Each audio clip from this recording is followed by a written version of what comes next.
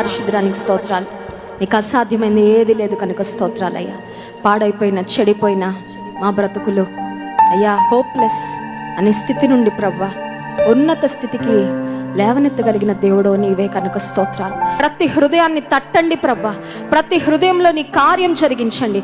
పరిశుద్ధాత్మ దేవ నీ అభిషేకం బలంగా ఈ ప్రాంతంలో ఉంచండి అని మీ సిలువ చాటును మరుగుపరిచి మీ నోటి కూడా వాడుకొనమని యేసు నామములో ప్రార్థిస్తున్నాము తండ్రి, ఆమెన్. పరిశుద్ధాత్మ దేవుని కార్యాలు చాలా గొప్పగా ఉంటాయండి. ఈరోజు నేను షార్ట్ మెసేజ్ కొరకు సిద్ధపడుతున్నప్పుడు దేవుడు నాకు జ్ఞాపకం చేసిన ఒక స్త్రీ పాత నిబంధన గ్రంథంలో నుండి ఆమె కథను కూడా దేవుడు మార్చారు. బైబిల్ గ్రంథంలో 2 పుస్తకాలు స్త్రీల పేర్ల మీద ఉంటే వాటిలో ఒకటి రూతు గ్రంథము, మరొకటి ఎస్తేరు గ్రంథము. ఎస్తేరు జీవితాన్ని గురించి, రూతు జీవితాన్ని గురించి 1 లైన్లో మనం చెప్పాలంటే ధన్యురాలుగా మార్చబడిన అన్యురాలు, ధన్యురాలుగా మార్చబడిన అన్యురాలు. ఈ రాత్రికాల సమయంలో ఒకవేళ దురదృష్టమైన స్థితిలో నా జీవితం ఉందండి, నేనే నా కుటుంబానికి పట్టిన ఒక దురదృష్టం అనే స్థితిలో ఇక్కడికి వచ్చినట్లయితే remember, God has a blessed future for you. యేసుక్రీస్తు ప్రభువారి యందు నీవు విశ్వాసం ఉంచుట ద్వారా, ఆయన మీద నువ్వు ఆధారపడుట ద్వారా మనందరినీ ధన్యులుగా తీర్చిదిద్దే దేవుడు మన దేవుడు. నమ్మిన వారి స్తోత్రం చెప్దాం, హల్లెలూయా. రూతు యొక్క జీవితాన్ని గురించి మనం ఆలోచన చేస్తే ఆమె తన అత్తయ్య అయిన నయోమితో కలిసి బెత్లెహేముకు తిరిగి రావాలి అని ఒక మంచి నిర్ణయాన్ని తన జీవితంలో తీసుకుంది. Decisions decide our destiny. మనం తీసుకునే నిర్ణయాలు మన భవిష్యత్తును ప్రభావితం చేస్తాయి. అది ఎప్పుడు కూడా మనం మర్చిపోకూడదు. నీవు తీసుకునే నిర్ణయాలు తొందరపాటు నిర్ణయాలు అయితే, నీవు తీసుకునే నిర్ణయాలు ఇమోషనల్ భావోద్వేగంతో ఏదనిపిస్తే అది నువ్వు నిర్ణయం తీసుకుంటే తప్పులో కాలేసి పొరపాటు చేసి భవిష్యత్ అంతా బాధపడతావేమో. కానీ దేవుని కొరకు నీవు నేను ఏ నిర్ణయం తీసుకున్నా, దేవుని ఘనపరిచే నిర్ణయం ఏది తీసుకున్నా అది మన జీవితాన్ని నిలబెడతది. Every God honouring decision will lead us into a blessed future. ఒక ఆశీర్వాదకరమైన భవిష్యత్తులోనికి మనల్ని నడిపిస్తుంది. రూతు జీవితాన్ని ఆలోచన చేస్తే మోయాబీరాలు, తన బ్యాక్గ్రౌండ్ ఏంటి అంటే అన్యురాలుగా ఆమె ఉంది. కానీ నయోమి యొక్క ఇంటికి ఆమె కోడలిగా వచ్చింది. వచ్చిన తర్వాత తన భర్తను కోల్పోయింది. ఇప్పుడు ఒక మాటలో చెప్పాలంటే ఆమె జీవితంలో ఒక లాస్ గుండా ఎక్స్పీరియన్స్ చేస్తుంది. ఇందాక బ్రదర్ స్టీఫెన్ కిలారి గారు ఒక మాట చెప్తూ, నేను బాగా ప్రేమించిన తండ్రిని నేను కోల్పోయినప్పుడు నా జీవితం ఒక శూన్యంగా అనిపించింది. Loss of a loved one is the greatest loss. ఒకవేళ ఇక్కడున్న మీలో కొంతమంది మీ సొంత కుటుంబీకులను మీరు కోల్పోయిన ఆ పెయిన్ గుండా మీరు వెళ్తున్నట్లయితే అది జీవిత కాలంలో ఎప్పటికీ మరి మానని గాయమేమో అని అనిపిస్తూ ఉంటుందండి. ఎందుకంటే ఒక సొంత కుటుంబీకులను కోల్పోతే ఆ లోటు ఎవరు కూడా తీర్చలేరు, అది దేవుడు మాత్రమే తీర్చగలడు. ఇప్పుడు రూతు జీవితాన్ని ఆలోచన చేస్తే ఆమెకి పిల్లలు లేరు, సర్వం అనుకున్న భర్తను ఆమె కోల్పోయింది. అటువంటి స్థితిలో ఆమెకు ఎవరు మిగిలారంటే వృద్ధాప్యంలో ఉన్న తన అత్తయ్య అయిన నయోమి. అయితే అత్తయ్య అయిన నయోమిని ఆమె వెంబడించాలని తీసుకున్న తీర్మానం ఎందుకు తీసుకుంది, దాని వెనకాలన్న బలమైన కారణం ఏంటి అంటే తన అత్తయ్య అయిన నయోమి సేవిస్తున్న వెంబడిస్తున్న దేవునితో మరి ఆమె జీవితం ముడిపెట్టబడింది. రూత్ ఒక నిర్ణయం తీసుకుంది, నీ దేవుడే నా దేవుడు, నీ దేవుడిని నేను విడిచిపెట్టలేను. అత్తగారు మీతో పాటు నేను వస్తాను, మీతో వస్తే నేను విశ్వాసంలో కొనసాగగలనని నాకు తెలుసు, ఆ దేవుణ్ణి వెంబడించాలి, ఒక తీర్మానం తీసుకుంటానని వచ్చిన సమయంలో she left her house hold, తన బంధువులను విడిచిపెట్టింది. అంత మాత్రమే కాదు, అన్య స్థితిలో ఉన్న తన అన్య విశ్వాసాన్ని కూడా విడిచిపెట్టి అఫ్కోర్స్ అప్పటికే దేవునిలో ఆమె స్థిరపడింది. ఆమె జీవితంలో తను తీసుకున్న ఒక శ్రేష్టమైన నిర్ణయం ఏంటంటే దేవుని గట్టిగా హత్తుకుందండి. She clung to God. రాత్రికాల సమయంలో దేవుడు ఎటువంటి వారి కొరకు చూస్తున్నాడంటే ఆయన అప్పుడప్పుడు అవసరానికి యూజ్ అండ్ త్రో లాగా వాడుకునే వారి కొరకు దేవుడు చూడట్లేదండి. అవసరం కొరకు దేవుని ఆశ్రయించి అవసరం తిరిగిపోయాక ఆయనతో ఇంకా నాకు పని లేదు అనే వారి కొరకు దేవుడు చూడడం లేదు. కానీ జీవితకాలం అంతా ప్రభువును హత్తుకొని ప్రభువును ముందు పెట్టి a life that is totally completely surrendered to God. దేవా ఈ బ్రతుకు నీ కొరకే అని ఎవరు సంపూర్ణమైన సమర్పణతో ముందుకు సాగుతారో అటువంటి వారి కొరకు దేవుడు చూస్తున్నారు. ఈమె జీవితంలో మనం గమనించినట్లయితే తన అత్తతో ఆమె బయలుదేరి బెత్లెహేముకు వచ్చిన తర్వాత షీ మేడ్ సమ్ సాక్రిఫైజెస్, కొన్ని త్యాగాలు చేసింది. విశ్వాస జీవితం కూడా త్యాగపూరితమైన జీవితం, ఇది ఎప్పుడు మర్చిపోకూడదు. ఏం త్యాగం చేయాలండి అంటే, కొన్నిసార్లు లోక సంబంధమైన స్నేహాలను త్యాగం చేయాల్సి ఉంటుంది. కొన్నిసార్లు లోక సంబంధమైన అనుభవాలను you may have to leave the pleasures and comforts of this world to follow God. దేవుని గణపరచాలని ఒక తీర్మానం తీసుకున్న తర్వాత సుఖానుభవాలను, లోకం వెళ్ళే ఈజీ పద్ధతులను విడిచిపెట్టి ప్రభు కొరకు నువ్వు కొన్ని త్యాగాలు చేయవలసిన పరిస్థితులు వస్తాయి. అయితే రూత్ కూడా తన జీవితంలో she made some secret sacrifices. అంత మాత్రమే కాదు, రూత్ జీవితాన్ని గురించి ఆలోచన చేస్తే ఇప్పుడు అత్తయ్య అయిన నయోమితో బెత్లెహేముకు వచ్చిన రూత్ పరిస్థితి ఏంటంటే, ఆమెను వెనక ఉండి గమనించేవారు ఎవ్వరూ లేరండి. ఒక మాటలో చెప్పాలంటే she was a free bird. ఏమన్నా చేయొచ్చు, ఆమె బ్రతుకుని ఎలా అయినా ఆమె మలచుకోవచ్చు. ఆమెను ప్రశ్నించేవారు ఎవరు లేరు. ఒక మామగారు లేరు, ఒక తండ్రి లేడు, ఒక తోబుట్టు లేరు. తను కట్టుకున్న భర్త చనిపోయాడు. వృద్ధాప్యంలో ఉన్న అత్తగారు ఇంటి దగ్గర ఉంటుంది.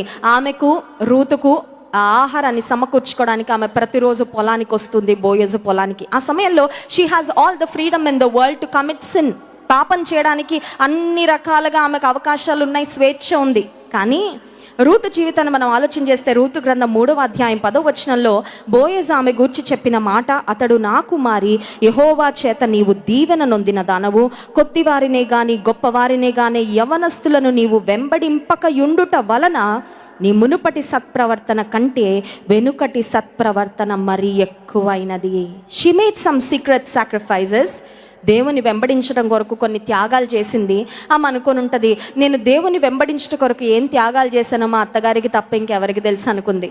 కానీ అన్నీ చూస్తున్న దేవుడు గమనించాడండి ఆమె ఆయన కొరకు చేసిన త్యాగాలు. రెండవదిగా ఆమె తన పరిశుద్ధతను కాపాడుకుంది.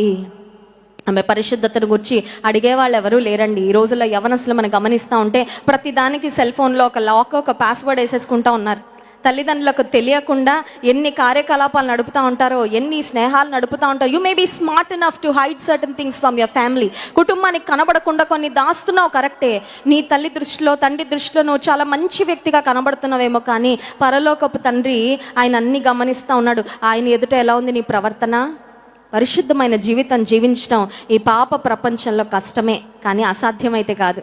నేను పరిశుద్ధుడనై ఉన్నలాగున మీరును పరిశుద్ధులై ఉండుడి అని సెలవిచ్చిన దేవుడు, పరిశుద్ధంగా నేను జీవించడానికి నాకు సహాయం చేయ ప్రభు అని అడిగితే ఆయన సపోర్ట్ 100% నీకు ఉంటుంది. కానీ పరిశుద్ధమైన ప్రవర్తన జీవించడానికి నువ్వు కొన్నిసార్లు లోకాశలు, శరీరాశలు విసర్జించి ఒక క్లిష్టమైన మార్గం గుండా వెళ్లాల్సి రావచ్చు.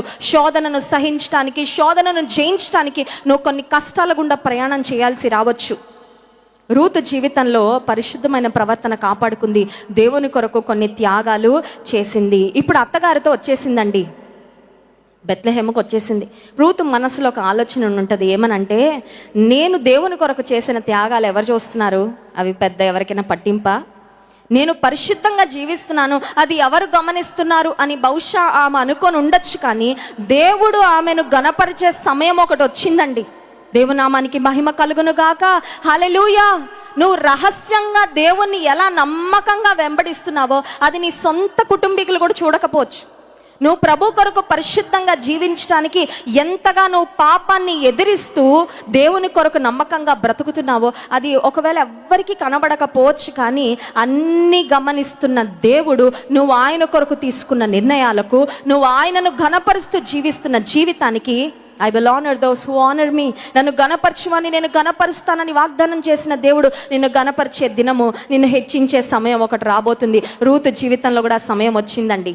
ఆ సమయం ఏంటంటే బోయజు పొలము. బోయజ్ అనే ఒక గొప్ప వ్యక్తి, ధనికుడైన వ్యక్తి ఉన్నాడు. ఆ ప్రాంతంలో బెత్లెహేంలో గొప్ప పేరు ప్రఖ్యాతలు కలిగిన వ్యక్తి, చాలా ఉన్నతమైన స్థానంలో ఉన్న వ్యక్తి, చాలా ఆత్మీయుడైన వ్యక్తి. ఆ వ్యక్తి పొలములోనికి పరిగె ఏరుకోవడానికి ప్రవేశించిన రూతు ఎక్స్పెక్ట్ చేయనిది ఒకటి జరిగిందండి. ఏంటది అని ఆలోచన చేస్తే రూతు గ్రంథం 2వ అధ్యాయము 12వ వచనంలో, యెహోవా నీవు చేసిన దానికి ప్రతిఫలమిచ్చును. ఇంగ్లీష్ బైబిల్లో ఉంది, God will repay you for all that you have done. చూడండి, కొన్నిసార్లు ఉద్యోగాల్లో ఉన్న వాళ్ళు చేసే ఒక పని ఏంటంటే, బాస్ ఉన్నప్పుడు కొంచెం ఎక్స్ట్రా యాక్టివ్గా ఉంటారు. బాస్ కనబడతా ఉన్నప్పుడు, బాస్ చూస్తూ ఉన్నప్పుడు కొంచెం హడావిడి అంతా ఏదో చేసేస్తున్నట్టు, ఏదో పనంతా చక్కబెట్టేస్తున్నట్టు.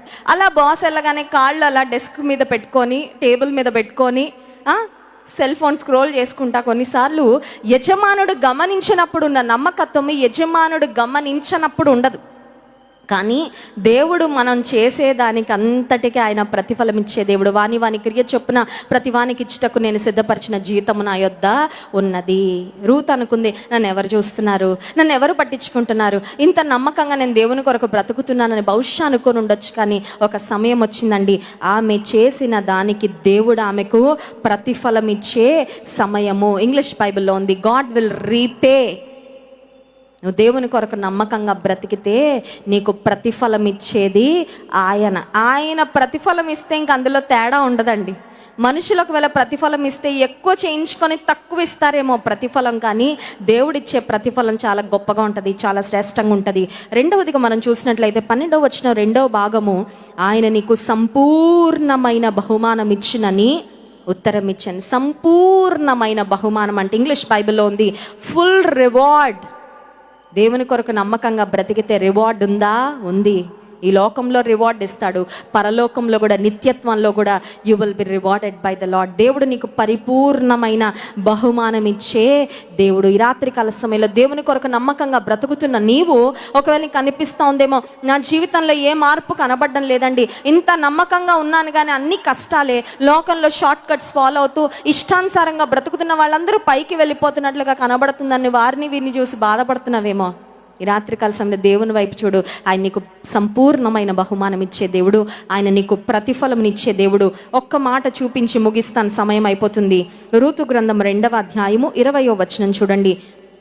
నయోమి బ్రతికి ఉన్న వారికిని చచ్చిన వారికిని ఉపకారము చేయుట మానని ఇతడు యెహోవా చేత ఆశీర్వదింపబడును గాక. నయోమి బోయజ్ను గురించి చెప్తున్న మాట, బ్రతికున్న వానికి చచ్చిన వారికి కూడా ప్రతిఫలము ఉపకారము చేయుట. మన పరలోకపు బోయజ్ ఎవరంటే యేసయ్య అండి. మన దేవుడు బ్రతికిన వారికే కాదు ప్రతిఫలం ఇచ్చేది. నీ తల్లిదండ్రుల యొక్క ప్రార్థనలు, నీ పూర్వీకుల యొక్క ప్రార్థన, వారు చేసిన పరిచర్య, నీతిమంతులను 1000 తరముల వరకు ఆశీర్వదిస్తానని వాగ్దానం చేసిన దేవుడు. ప్రియమైన సహోదరి సహోదరుడా, నా జీవితం నాతో అయిపోతుంది అనుకోవద్దు. Do not get demotivated. ఈ కష్టాలు ఇంతేనండి, నా విశ్వాసానికి, నా భక్తికి, నా కన్నీటి ప్రార్థనకు, నా కష్టానికి ఏ ప్రతిఫలం లేదని అనుకోవద్దు. నీ తర్వాత తరాలను కూడా నీ భక్తి జీవితాన్ని బట్టి దేవుడు ఉపకారం చేసే దేవుడు. ఒకసారి స్తోత్రం చెప్దాం, హల్లెలూయా. ఉపకారం చేసే దేవుడు, బ్రతికున్న వారికి చచ్చిన వారికి కూడా ఉపకారం చేసే దేవుడు మన దేవుడు. యెహోవా అందరికీ ఉపకారం అనే వాక్యంలో ఉంది. రూతు గ్రంథము ప్రారంభం చాలా ఒక సాడ్ నోట్లో ప్రారంభం అవుతుందండి. రూతు గ్రంథ ప్రారంభాన్ని మనం చూసినట్లయితే ఒక కుటుంబంలో లాస్, భర్త చనిపోయాడు, కుమారులు 2 చనిపోయారు. ఒక సాడ్ నోట్లో, ఒక దుఃఖ పరిస్థితుల్లో రూతు గ్రంథం ప్రారంభం అవుతుంది. రూతు గ్రంథం యొక్క మొదటి అధ్యాయంలో రూతు స్థితి ఏంటంటే దీనురాలు అయిపోయింది, ఒంటరిది అయిపోయింది, విధవరాలు అయిపోయింది, ఒక బీదరాలిగా కూడా ఉంది. రూతు జీవితము ఆఖరికి వచ్చేసరికి, రూతు గ్రంథం ఆఖరి అధ్యాయానికి వచ్చేసరికి ఒంటరిగా ఉన్న రూతుని దేవుడు 3గా చేశాడు. దేవుని నామానికి మహిమ కలుగును గాక. God blessed her with husband. Boaz అనే ఒక గొప్ప వ్యక్తిని భర్తగా ఇవ్వడం మాత్రమే కాదు, ఓబెద్ అనే కుమారుని కూడా వారికి ఇచ్చినట్లుగా దేవుని వాక్యం. ఒంటరిది 3గా మారారు. ప్రారంభంలో బీదరాలిగా బెత్లెహేముకు ఒక ఖాళీ స్థితిలో వెళ్ళిందేమో. ఏ బోయజు పొలములోకైతే బోయజు యొక్క జాలి మీద ఆధారపడి పరిగె ఏరుకోవడానికి వెళ్ళిందో అదే పొలానికే ఆమె యజమానురాలిగా దేవుడు ఆమెను చేశాడు. దేవుని నామానికి మహిమ కలుగును గాక. హల్లెలూయా. అంత మాత్రమే కాదండి, దేవుడిచ్చే రివార్డ్ చాలా గొప్పగా ఉంటుంది. నిజంగా కొన్నిసార్లు ఊహకి కూడా అందదు. దేవా, నీ కొరకు బ్రతికితే ఇంతగా ఇస్తావా ప్రతిఫలం అనిపిస్తుంది. అడుగు వాటికంటే, ఊహించు వాటికంటే అత్యధికంగా చేయ సమర్థుడైన దేవుడు. రూతుకు దేవుడిచ్చిన గొప్ప ఆశీర్వాదం ఏంటంటే యేసుక్రీస్తు ప్రభు వారి యొక్క వంశావళిలో ఆమె చేర్చబడింది. ఒకసారి దేవుని నామానికి మహిమ చెల్లిద్దామా? హల్లెలూయా. రూత్ అనుకొని ఉంటుంది, నేను చేసింది ఏంటి, నేను పెద్ద గొప్ప కార్యం ఏం చేయలేదే, నీ దేవుడే నా దేవుడు, అత్తగారు మీ దేవుని నేను వెంబడిస్తానని వచ్చాను. అంత గొప్ప దేవుడా, అంత నమ్మదగిన దేవుడా, అంత ప్రేమ కలిగిన దేవుడా, అంత హెచ్చించే దేవుడా, అంత నమ్మకమైన వాడా? ఎస్, ఈ రాత్రికాల సమయంలో నీవు నేను సేవిస్తున్న దేవుడు సామాన్యుడు కాదండి. ఆయన నిన్ను దృష్టిస్తున్నాడు. He is watching not just your public life but also your private life. నీ బహిరంగ జీవితాన్నే కాదు, నీ రహస్య జీవితాన్ని కూడా గమనిస్తూ ఉన్నాడు. నీవు కారుస్తున్న మరి కన్నీరు, నీవు పడుతున్న బాధ, కన్నీటి రాత్రులు ఏవి గడుపుతున్నావో, ఎంతగా దేవుని సన్నిధిలో మొరపెట్టుకుంటున్నావో, నమ్మకంగా దేవుని కొరకు బ్రతుకుతూ కొన్నిసార్లు మనుషుల ద్వారా చీత్కారాలు, అవమానాలు పొందుతున్నావో, నీ అవమానానికి ప్రతిగా రెట్టింపు ఘనతనిచ్చి నీ తల ఎత్తి నీ జీవితాన్ని ఎలా మలుపు తిప్పుతాడంటే, దేవుడు నిన్ను చూసిన వారు అందరూ అనుకుంటారు, ఒకప్పుడు చూసిన వ్యక్తి ఈ వ్యక్తి ఒకటేనా, గుర్తుపట్టలేరండి. గుర్తుపట్టలేనట్లుగా ఆయన ఆశ్చర్య కార్యాలు జరిగించేవాడు. ఆమేన్. కళ్ళు మూసుకోండి. పరిశుద్ధానికి స్తోత్రాలు. నీ మాటలను బట్టి నిన్ను స్తుతిస్తున్నాం. విన్న వాక్యం ప్రతి ఒక్కరి జీవితంలో ఫలింపచేయండి. నమ్మకత్వమును, పరిశుద్ధ జీవితమును మేము కలిగి ఉండే ప్రభువా, నిన్ను ఘనపరుస్తూ నీ చేత ఆశీర్వాదం, దీవెన పొందుకునే కృప ప్రతి ఒక్కరికి దయచేయమని వేడుకుంటూ, తిరిగి మీ దాసుని పక్షం నిలబడి వాక్యం అందించబోతుండగా తెరవబడిన ఆకాశమును మేము చూడగలిగినట్లు సహాయం చేయండి. ఇంత ఘనమైన ఏర్పాట్లు చేసినప్పటికీ నీ సన్నిధి లేకపోతే వ్యర్థమే కదా ప్రభువా. పరిశుద్ధాత్మదేవ, నీ సంచారం బలంగా ఇక్కడ ఉంచి నాయన, వచ్చిన స్థితిలో ఏ ఒక్కరు తిరిగి వెళ్లకుండా ప్రభా, నీ ఆత్మ ద్వారా తాకబడి నూతన పరచబడి వెళ్ళగలిగినట్లు మీ కృప అనుగ్రహించమని యేసు నామములో ప్రార్థిస్తున్నాము తండ్రి. ఆమేన్.